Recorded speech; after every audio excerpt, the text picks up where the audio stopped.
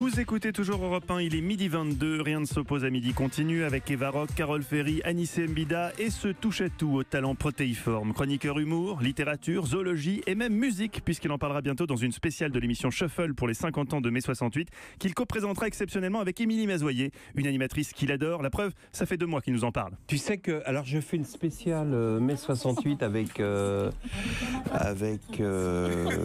comment elle s'appelle la petite, la blonde là, merde.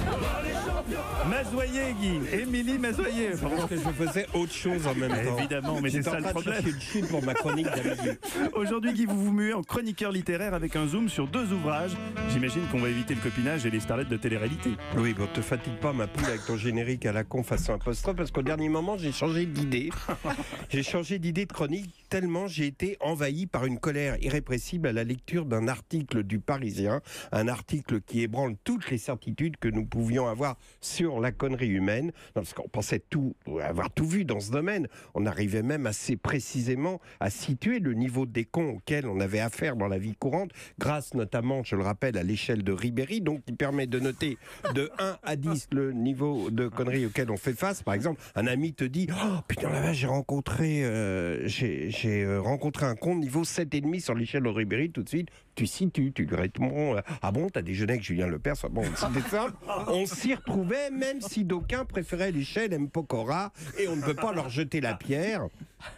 C'est vrai, on comprend qu'on puisse également le prendre comme maître étalon lorsqu'on l'a vu en concert demander au public « Alors, est-ce que vous êtes là ?» et que les mecs répondent « Oui ». Il y a une homogénéité quand même c'est-à-dire qu'il faudrait que quelqu'un lui dise que le truc des grands chanteurs pour chauffer le public, c'est de dire par exemple « Bonsoir, merci, est-ce que vous êtes prêts à mettre le feu ?» Tu vois, mais ouais, bon, non, mais pas « Est-ce que vous êtes là ?»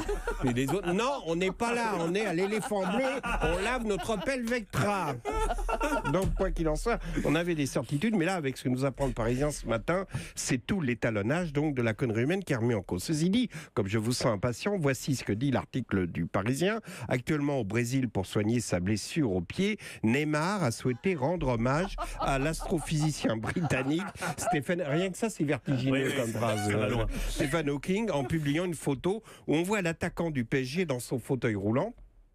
Et cette photo est accompagnée d'une citation de Hawking qui dit « Il faut avoir une attitude positive et tirer le meilleur des situations difficiles dans lesquelles on se trouve ». Vous avez compris le symbole que constitue le fauteuil roulant. Neymar compare sa situation provisoire après son opération d'une fissure d'un os du pied à celle de Hawking. Le mec a passé sa vie déformé, paralysé par la maladie de Charcot dans un fauteuil. D'aucuns me diront que c'est juste de mauvais goût. Non, c'est pas du mauvais goût, c'est de la pure connerie. Je vais vous expliquer. Le mauvais goût, c'est autre chose. Le mauvais goût, ce sont les tatouages dont le corps de Neymar est recouvert. J'ai oublié de vous dire, sur la photo, il est en mini short de bain, tu vois, et il fait coucou à une demi-pute de Sao Paulo qui est derrière. Enfin bon, on ne sait pas. Enfin, mais alors, quand je vous parle de mauvais goût, ces tatouages, quand on les regarde de près, ce que j'ai fait, on constate que ce sont des trucs de mauvais goût, des merdes de fête foraine. Alors, il y a une tête de tigre, une rose, un « Je t'aime maman » écrit en brésilien avec une faute d'orthographe. Je me suis renseigné auprès d'un monsieur Cordero, mon entrepreneur portugais, un numéro 10. Au fait, vous me devez le devis pour la terrasse, monsieur Cordero. J'en profite, l'autre fait son truc pour les petits plats dans l'écran, je peux faire ma pub aussi. Monsieur Cordero, n'oubliez pas, puis surtout le petit rebord. Hein. Alors, un visage de femme fatale, un point fermé, dont on ne sait s'il symbolise la volonté ou le fist-fucking, un symbole religieux d'une secte évangéliste brésilienne constituée d'un œil dans un triangle d'où coule une larme, et des citations comme celles qu'on peut lire au fond des assiettes, vous savez, qu'on gagne dans les fêtes foraines, du genre les amis sont la famille qu'on choisit, etc. Pourquoi cette photo m'a mis tellement en colère? Parce qu'elle est symbole non seulement de la connerie, mais parce que c'est le comble de la communication, parce qu'elle n'est pas là par hasard, qu'elle est le fruit de la réflexion d'un conseiller, que ces types-là se sont dit « Ah, c'est bon pour ta com, Coco », et que vient de mourir un génie qui a passé 76 ans de sa vie à faire avancer l'astrophysique, qui a écrit des bouquins de philo, et depuis ce matin, tout le monde sur les réseaux sociaux ne parle que de l'hommage que lui a rendu Neymar. Moi y compris, malheureusement. Alors là, normalement, la colère m'a empêché de trouver, tu vois, ma lucidité a disparu. Je vais donc faire une chute façon Mathieu Noël.